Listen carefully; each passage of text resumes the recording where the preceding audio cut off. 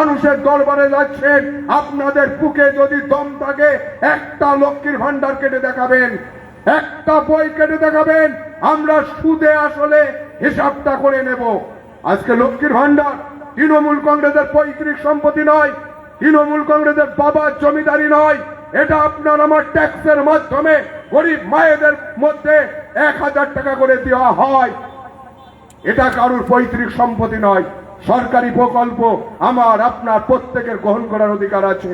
এটা আমার আপনার ট্যাক্সের টাকার মাধ্যমে, এটা মমতা ব্যানার্জি জমিদারি বিক্রি করে নয়, এটা সাধারণ মানুষের ট্যাক্সের টাকার মাধ্যমে মায়েদেরকে লক্ষ্মীর ভান্ডারে টাকা দেওয়া হয়। আর আমরা একটা কথা আপনাদের বলে দিয়ে যাই অতি দায়িত্বের সঙ্গে, ভারতীয় জনতা পার্টি বাংলাদেশে দিন প্রতিষ্ঠিত হবে, আমরা অন্নপূর্ণা যোজনার মাধ্যমে মায়েদেরকে 3000 টাকা দেব, 3000 টাকা দেব, এখানে পরিষ্কার অঙ্গীকার করে দিয়ে গেলাম। আর এই বিল যদি পাস না হয় আমরা জীবনে রাজনীতি করব না। মোদিজির গ্রান্টে মোদিজি যে কথা বলে সে কথা কিন্তু তিনি করে দেখান। তাই বন্ধুগণ, আজ যুব সমাজ বেকারত্ব জ্বালায় ছটফট করছে, তাদের কোনো কাজের ব্যবস্থা নাই। তারা আজকে দিদিমণি কি করেছে, বাজারে ঢালুয়া 20 টাকার মদের পাউচ 20 টাকায় বাজারে ছড়িয়ে দিয়েছে। মদ খাও, মাতলামি করো, মাতাল হও, আমাদেরকে ভোট দাও, আমরা ক্ষমতায় বসে থাকি, তোমাদের চাকরি বাকরির কোনো প্রয়োজন নাই। এই হলো মমতা ব্যানার্জি। তিনি গোটা সমাজের বেকার যুবক যুবতীর মেরুদণ্ড ভেঙে দিয়েছে। আজকে মায়েদের কি অবস্থা, বাচ্চা মেয়েদের অবস্থাটা কোথায় গেছে? আজকে মেয়েদের হাতে সাইকেল তুলে দিচ্ছে, মোবাইল তুলে দিচ্ছে, সেই মেয়েটি কি সত্যিকার স্কুলে যাচ্ছে না কোথায় যাচ্ছে? আজকে মেয়েদেরকে একেবারে অধঃপতনে নামিয়ে দিয়েছে এই রাজ্যের মাননীয় মুখ্যমন্ত্রী মমতা ব্যানার্জি। তাই বন্ধুগণ, মমতা ব্যানার্জির ভাইয়েরা এখানে যারা গুন্ডাগিরি করছেন, যারা ভয় দেখিয়ে সন্ত্রাসের বাতাবরণ তৈরি করছেন, তাদেরকে আমরা বলে দিয়ে যাই, গুন্ডাগিরি করবেন না, সন্ত্রাসের রাজত্ব করবেন না। আপনি আপনার থিওরির উপরে দাঁড়িয়ে রাজনীতিটা করুন। ভারতীয় জনতা পার্টির থিওরি নিয়ে আমরা রাজনীতি করতে চাই। মানুষ যাকে গ্রহণ করবে, মানুষ যাকে মেনে নেবে, সেই মসনদে বসবে। জোর জবরদস্তি করবেন না। সবসময় মনে রাখবেন, পৃথিবীতে এসছেন, মৃত্যু কিন্তু অনিবার্য। তা মনে করবেন না তৃণমূল কংগ্রেস সারা জীবন থাকবে। তৃণমূল কংগ্রেসের একদিন মৃত্যু হবে, সেদিন বন্ধুরা কোথায় যাবেন? কোথায় যাবেন? আমাদের ছাতার তলায় আসতে হবে।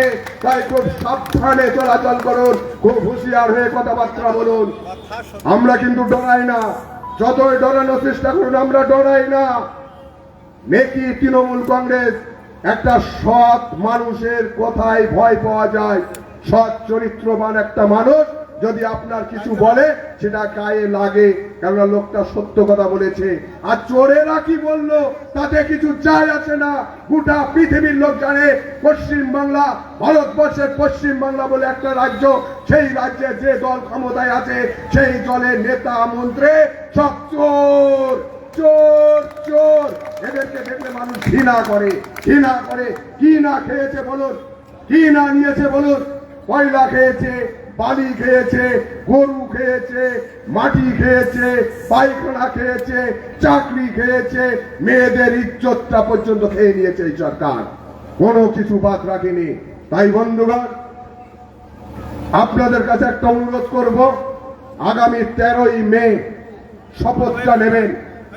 এই পূর্ব বর্ধমানের অসীম সরকার মহাশয়কে বিপুল ভোটে জয়যুক্ত করতে হবে। পূর্ব বর্ধমানের উন্নয়ন আমরা যদি না করতে পারি, আগামীতে আপনাদের কাছে আসবো না। এই প্রতিশ্রুতি রেখে, আকাশের ওয়েদার ভালো না, দুখানা পথসভা আছে এখনো, তো সকলকে শ্রদ্ধা সালাম প্রণাম জানাই।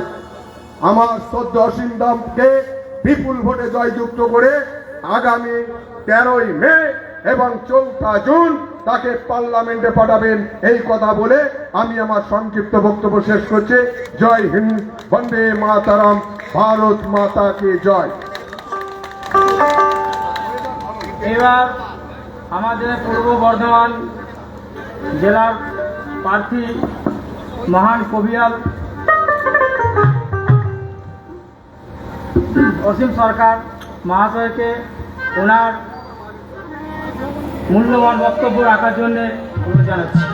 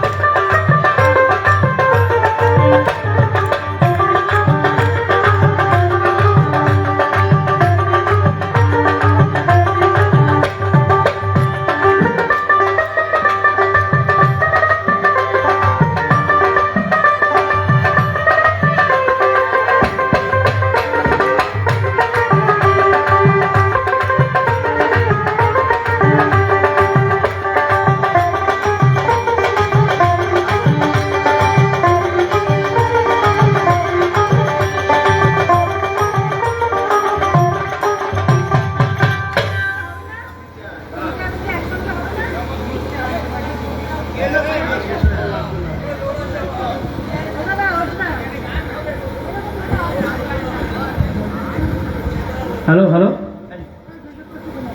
এইটা এটা ব্যাটারি ভরা আছে তো, নতুন ব্যাটারি ভরেছি। হ্যালো, টোন দাও সার্ভ করো। হ্যালো হ্যালো, চেক আউটে দাও, চঙে দাও, চঙে। Hello mic testing, check. Hello ভিতরে বক্স বেশি আছে। হ্যালো, চঙে দাও, চঙে। হ্যালো মাইক টেস্টিং, ভিতরের এই বড় বক্সটা একটু বেশি আছে।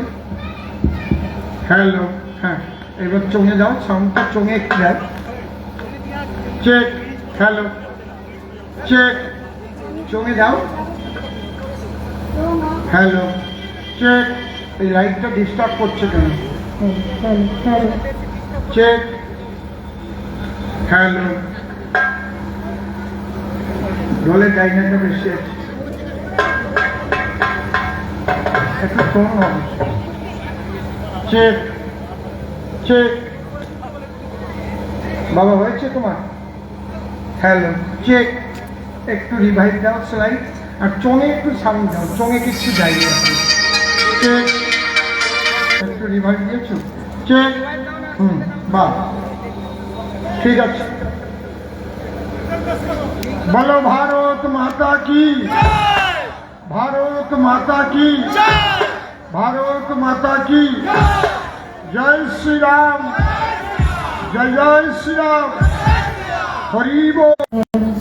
নির্বাচনী পথসভায় সবাই উপস্থিত, এখানকার মন্ডল সভাপতি শ্রীকান্ত ঘোষ মহাশয়, মন্ডল নেতৃত্ব, জেলা নেতৃত্ব, আমার মাতৃশক্তি, সবচাইতে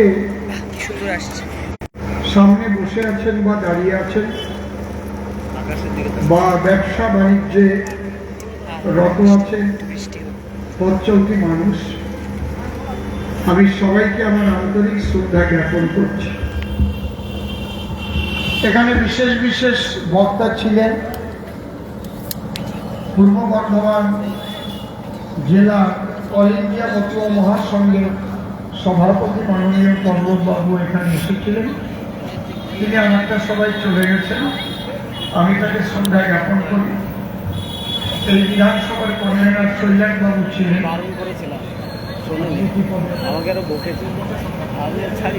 যুব মোর্চার সম্পাদক এখানে রয়েছেন। আজকে এমন একটা সন্ধিক্ষণে আমরা দাঁড়িয়ে আছি, আপনাদের বিবেকের কাছে জিজ্ঞেস করতে হবে ভোট দেওয়ার আগে আপনারা কি চাইছেন। এই ভোটাধিকার কিন্তু জনগণের মৌলিক অধিকার, সাংবিধানিক অধিকার। আপনারা যেমন চাইবেন তেমনই হবে।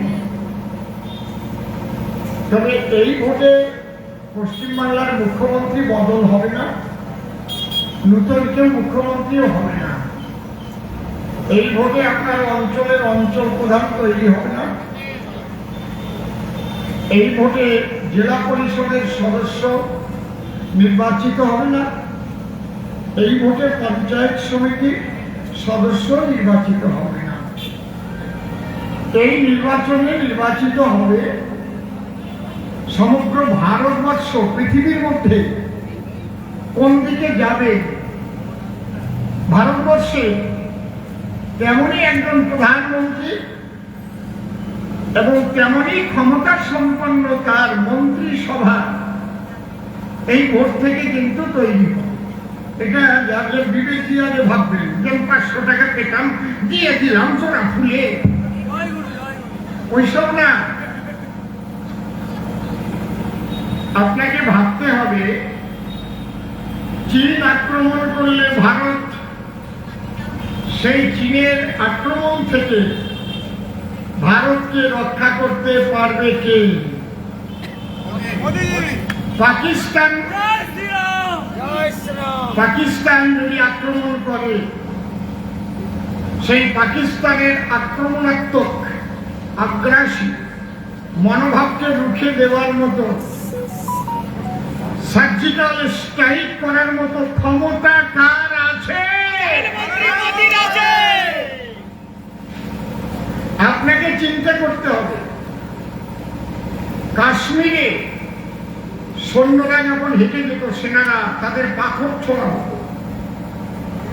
রক্তাক্ত অবস্থায় সেনারা, তাদের কাছে AK-47 থাকা সত্ত্বেও তারা ব্যবহার করতে পারত না, কারণ সেখানে সংবিধান ছিল 370 ধারা, যে কারণে কাশ্মীরে যারা বসবাস করত তাদের স্পেশাল একটা ক্ষমতা দেওয়া ছিল।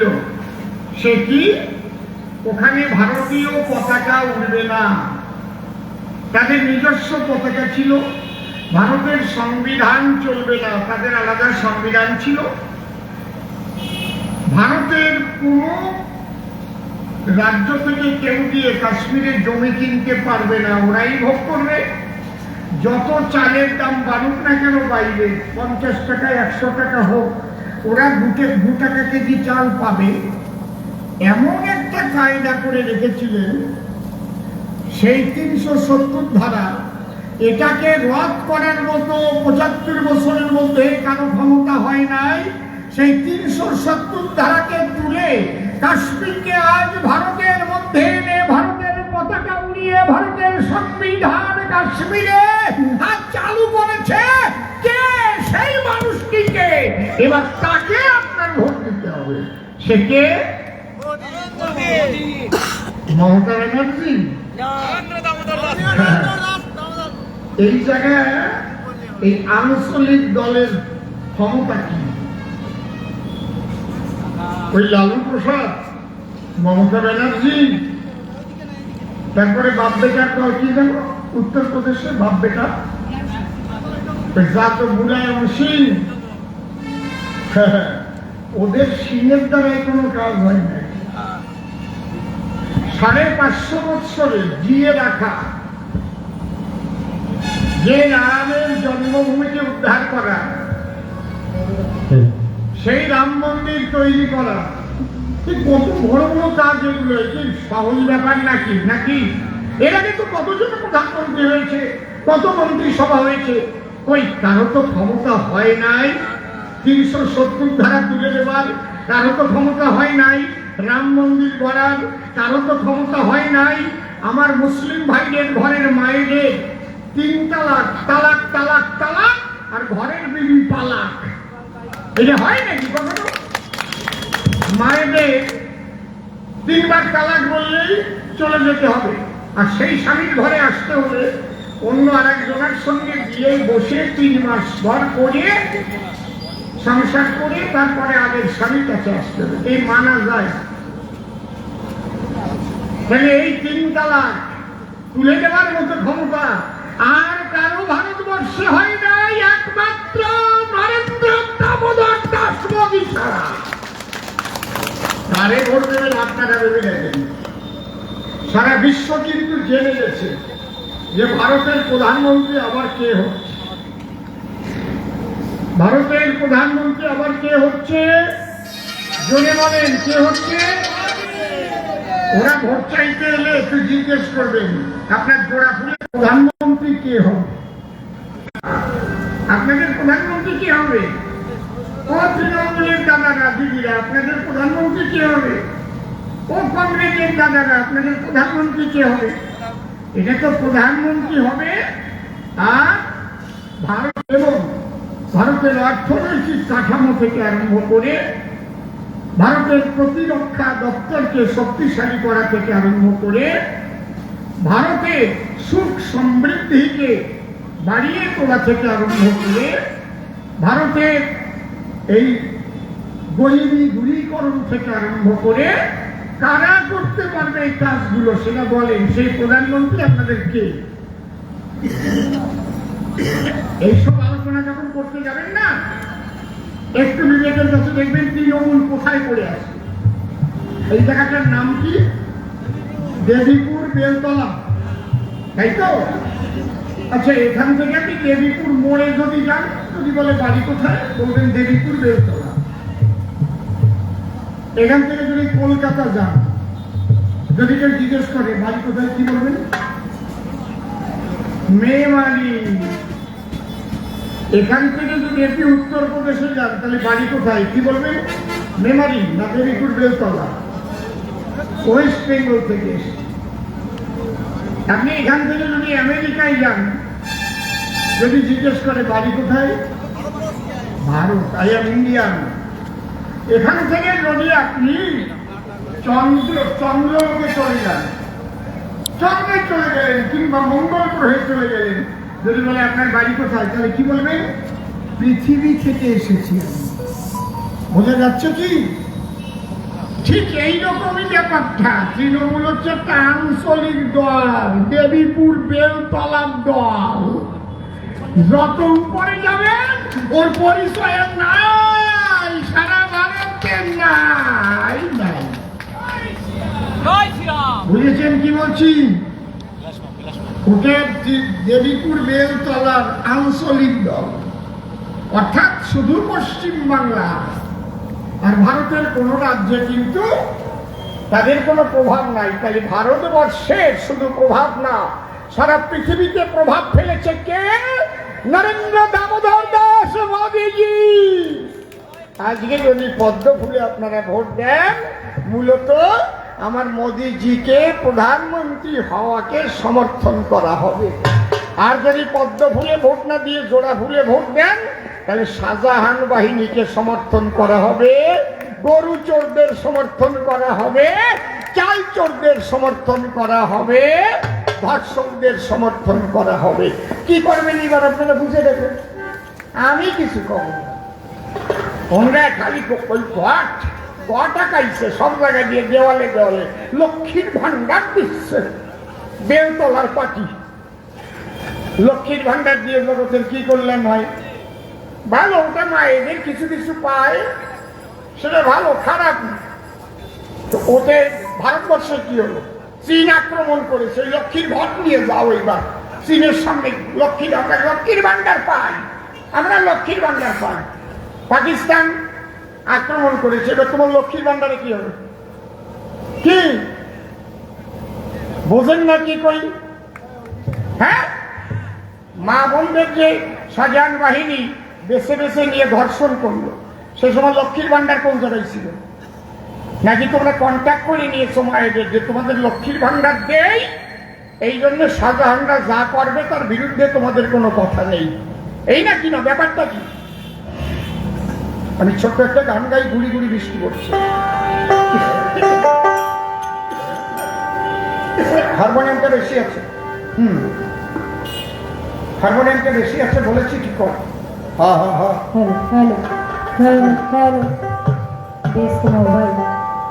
ভৈরব এলাকা ধরে। হ্যাঁ হ্যাঁ হ্যাঁ, ও বাংলার মায়েদের ইজ্জত লুটেছে। আমারটা আরেকটু রিভাইভ হবে, রিভাইভ, চেক চেক। বাংলার মায়েদের রিভাইভ দাও, ইকো ইকো। ও বাংলার মায়েদের ইজ্জত লুটেছে, লুটেছে শিয়াল কুকুর গন্ডরে, লুটেছে শাহজাহানের জিন্দারে। কি হবে আর দিদি তোমার লক্ষ্মীর ভান্ডারে? কি হবে তোমার লক্ষ্মীর ভান্ডারে?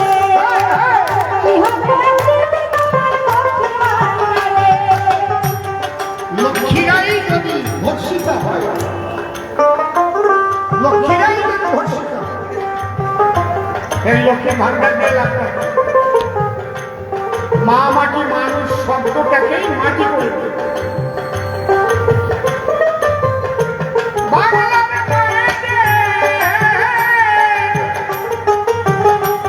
বাংলার মায়েদের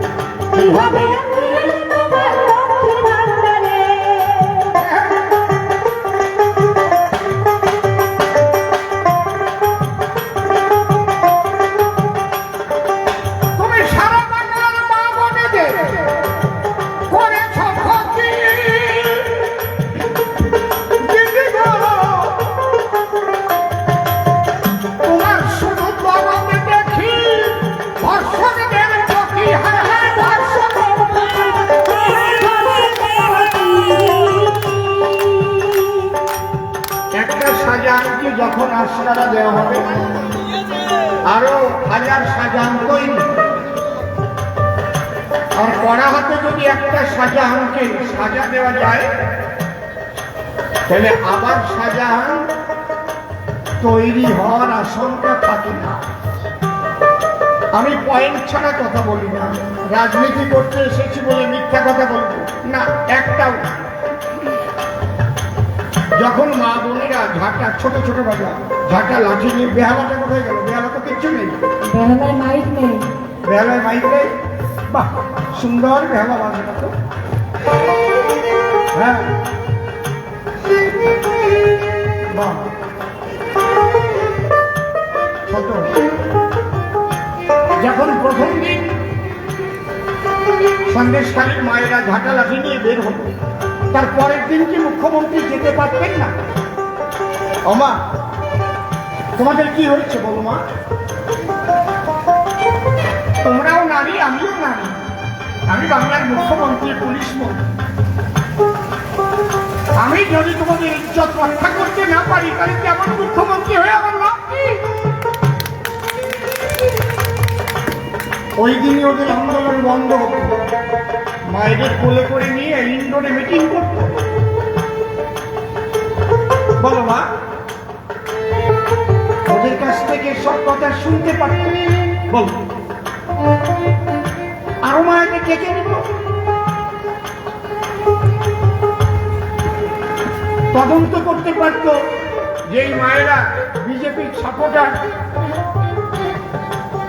বিজেপির কোন চক্রান্তে পড়েছে কিনা, না এটা তৃণমূলই করে। এটা পুলিশ মন্ত্রী, মুখ্যমন্ত্রী হিসেবে করতে পারত কিনা? ছোট, তাহলে মূল বিষয়টা কিন্তু উনি বুঝতে পারতেন। দেখবেন, কারণ আমি কোনো কেস হলে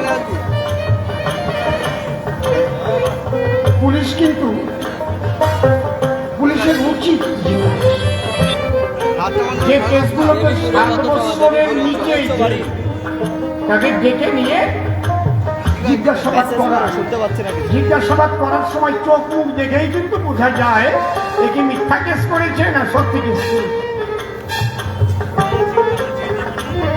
যখন মায়েদের নিয়ে মুখ্যমন্ত্রী বসতেন, তখনই তো দুধ জল আলাদা হয়ে যেত যে এরা সত্যি অভিনয় করছে নাকি সত্যি সত্যি ধর্ষিত হয়েছে।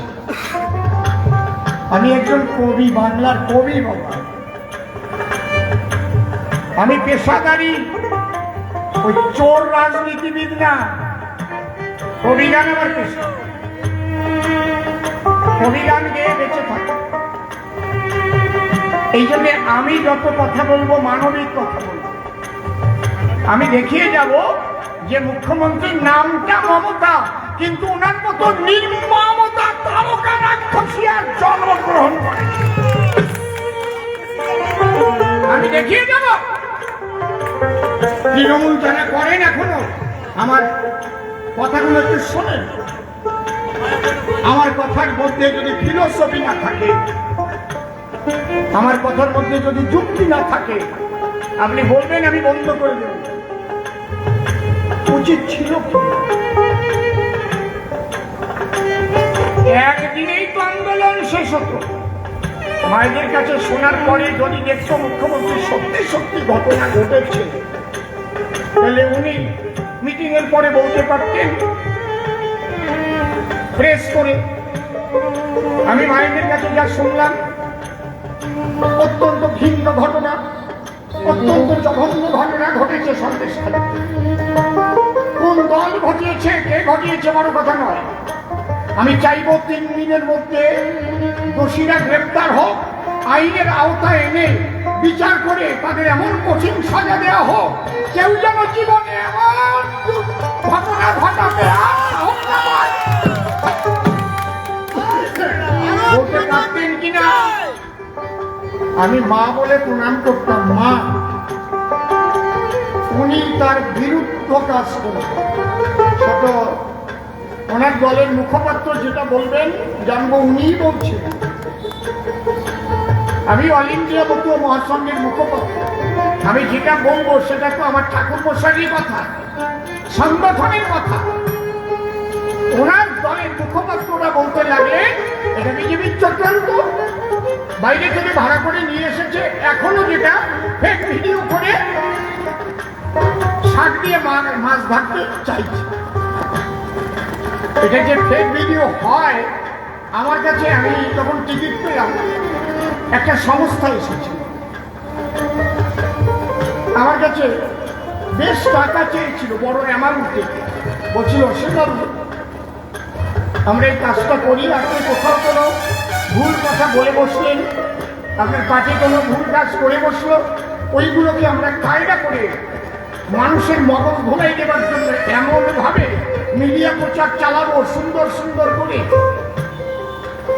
মানুষকে আপনার ওই খারাপ দিক থেকে মন ঘুরিয়ে নিয়ে ওই দিকে নিয়ে যাবো। অনেক টাকা চেয়েছিল। বাবা, আমি গরিব মানুষ, আমি গান গাই, বেঁচে থাকি, ওই টাকা দিয়ে আমি সব পাবো। এই কাজগুলো করার জন্যেই হাজার হাজার কোটি টাকা খরচা করে ওই বাংলার মুখ্যমন্ত্রী শাক দিয়ে মাছ ভাগে। 54টা দিন সেই শাহজাহানকে গ্রেফতার না করে উনি ওনার আঁচলের তলায় ঢেকে রাখলেন, মানে ওনার প্রশাসনই তাকে পাহারা দিয়ে রেখে দিল। সি মুখ্যমন্ত্রী, সি এখনো তৃণমূলে ভোট চাইছেন আপনারা, এখনো ভোট চাইতে যান বাড়িতে। আমি লজ্জিত যে এখনো তৃণমূলের লোক মানুষের কাছে ভোট চাইতে যান। ওরা ভোট চাওয়ার অধিকার হারিয়ে ফেলেছে।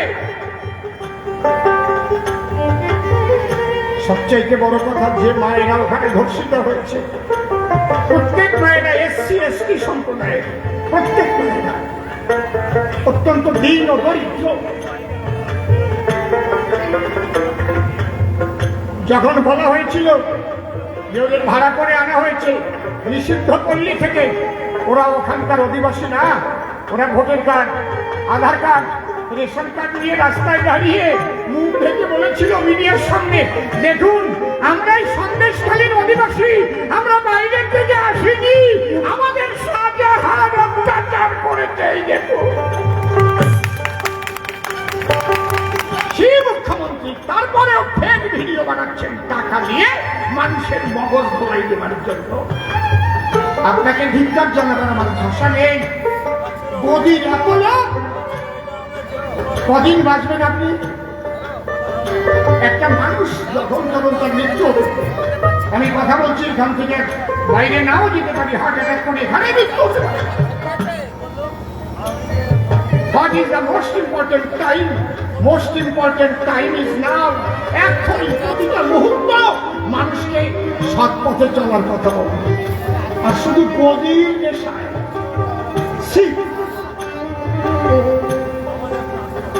আজ আমার বুকটা ফুলে উঠতো গর্বে যে সারা ভারতবর্ষের মধ্যে একটা মাত্র মুখ্যমন্ত্রী, সে আমার বাঙালি, একটা মহিলা, আমার মা। আমি গর্ব করে বলতে পারতাম আজ সেই বাংলার মুখ্যমন্ত্রীর বিরুদ্ধে আমাকে কথা বলতে হচ্ছে। বাংলাকে এমন জায়গায় তুমি নামিয়ে নিয়ে এসেছো, কি দরকার তোমার বলো তো দেখে? কত টাকা দরকার তোমার? কত মানুষের রক্তের দরকার তোমার গদি রাখার জন্য? বলো, কত মানুষ খুন করতে হবে? 21-এর পরে তুমি একটা কথা বলতে পারলে না? বাংলার গায়ে যখন আমি আবার মুখ্যমন্ত্রী হচ্ছি, একটা মানুষের গায়ে যেন আঁচড় না লাগে। আমি প্রত্যেকের মুখ্যমন্ত্রী। তুমি অর্ডার দিয়ে দিলে 5 দিনের মধ্যে যত পারো মানুষ মারো, ঘর পোড়াও। এই বিজেপি যারা করে এদের বাড়ি ছাড়া করো। মুখ্যমন্ত্রী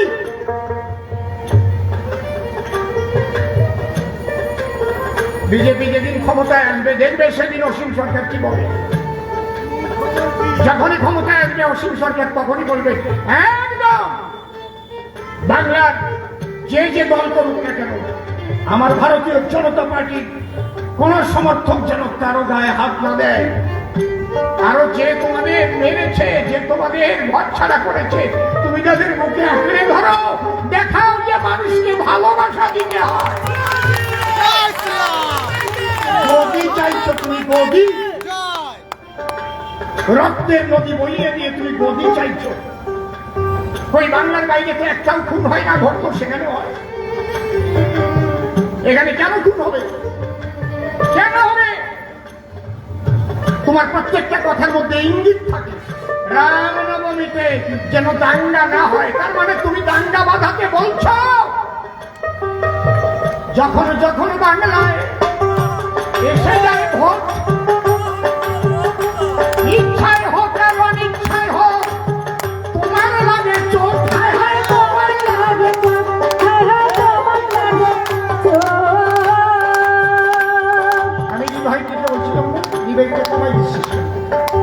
হ্যালো, কে? কোথাও তুই কোথাও হাত দিস কেন? ভালোই তো ছিল না, তৃপ্তি করলে ভালো লাগে না। আসলে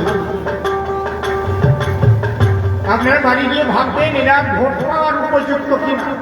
এদের যদি আবার ভোট দেন দাদা, শিক্ষাকে শেষ করে দিয়েছে।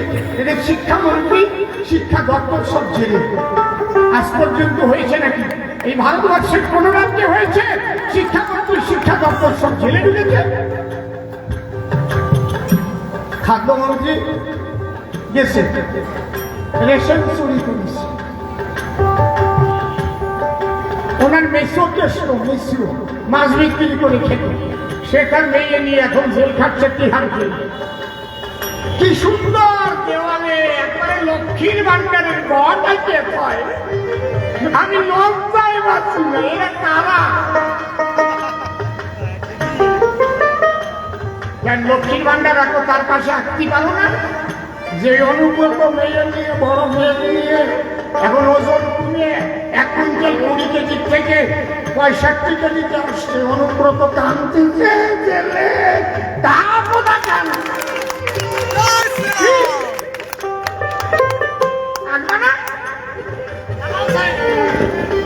পার্থ চট্টোপাধ্যায় বিড়াল ভেজা, ওই যে জলে ভেজা বিড়ালের মতো মুখ হয়েছে। আঁকবা না, আঁকবা না? ওইটা আঁকো। জ্যোতিপ্রিয় বলি, দাঁড়া, জ্যোতিপ্রিয় মল্লিক সিবিআই ধরার সাথে সাথে ওইটা আঁকবা না? দেওয়ালে আঁকো, তবেই তো বলবো তুমি সততার প্রতি।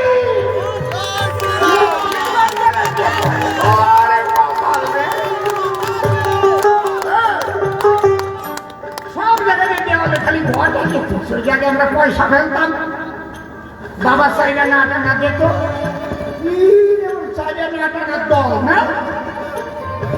দেবীপুর বেল তলার দল। আরো তো এইগুলো আঁকো। কেন আঁকবা না? কি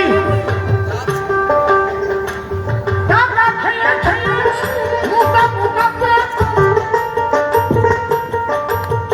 ঠিকই যেন দেখতে বাবা ফারাক আর ওই যে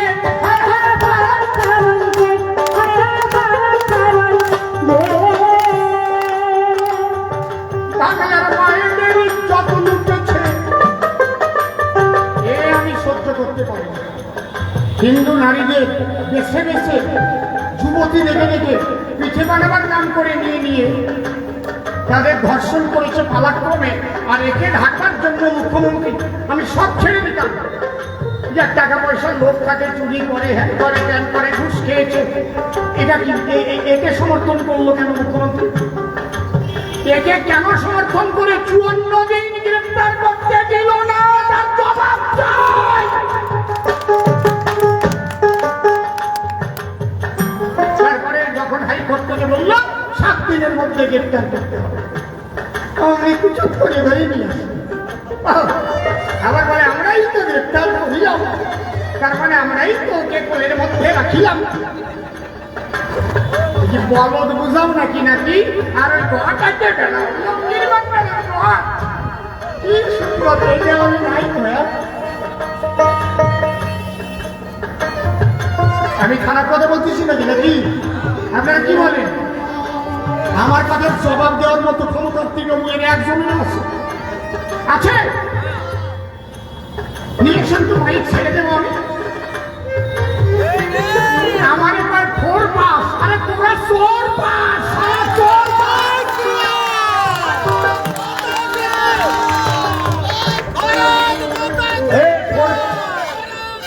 ফোরপান মানো না চোরপান মানো, ফোরপান মানো না চোরপান মানো। তোমাদের মতো এমএ পাস করে এরকম মানুষ মারা কল বাড়াইয়ে ওর সাইডে ফোরপান মেয়ে লাগানো। আমি 3 বছর এমএলএ আছি, কেউ বলতে পারবে? কারণ একটা টাকা তো দূরের কথা, একটা পান খেয়েছি আমি। অসীম সরকার, যদি আপনারা আশীর্বাদ করেন আপনাদের উপকার হবে। আশীর্বাদ করে যদি দিল্লির দরবারে পাঠান, আমি ঘুরে ঘুরে দেখলাম তো, আমি একদম সুন্দর করে মেমারিতে রেলের ওভারব্রিজ এ করবো করবো করবো। শর্মিলা সরকারকে ভোট দেবেন, উনি ডাক্তারি করে বেড়াবে আর পিছনে যে জিমোবে আর কিছু করতে পারবে না। আমি মোদিজির ডাইরেক্ট ক্যান্ডিডেট। মোদিজি ভালোবেসে আপনাদের কাছে পাঠিয়েছেন পূর্ব বর্ধমানকে পরিবর্তন করে। তারপরে জলের যে পরিস্থিতি, আমি খুব বেদনা হতো। দুরবস্থাকে আমি দূর করব। আমার রাজনীতি করে খাওয়া লাগবে এমন কোনো ব্যাপার নাই। পরিষ্কার বলবো, এই অবস্থা যেদিন আমি এমপি হব আপনাদের আশীর্বাদে তার পরের দিনের থেকে অর্ডার দেবো কোথায় কোথায় কোন দুরবস্থা আছে আমাকে চার্জ দাও। আর এই বিধবা ভাতা, বৃদ্ধা ভাতা এইগুলো দেয় না, বিজেপি করলে সে পায় না। দেখি এই জায়গা বিজেপি, সিপিএম, কংগ্রেস, তৃণমূল, হিন্দু মুসলমান এইগুলো দেখে কেউ? একটা বুড়ো মানুষ, একটা বুড়ি মানুষ, এই সব চার্ট নিয়ে বস্তা ভরে মোদিজির পায়ের কাছে ফেলবো। এই যে এতগুলো মানুষ একে চাই নাই, কি করবেন? আমি বেকায়দা মানুষ, লেখাপড়া আমার জানার তো দরকার নাই। আমি মানুষের মনের ভাব বুঝি। হরিবল হরিবল কি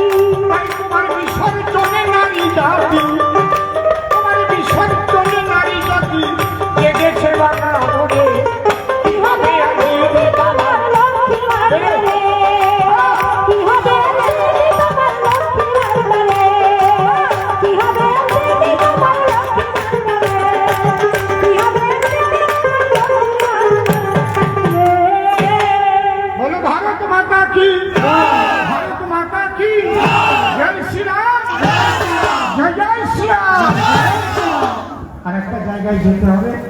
সবাইকে প্রণাম, প্রীতি, শুভেচ্ছা।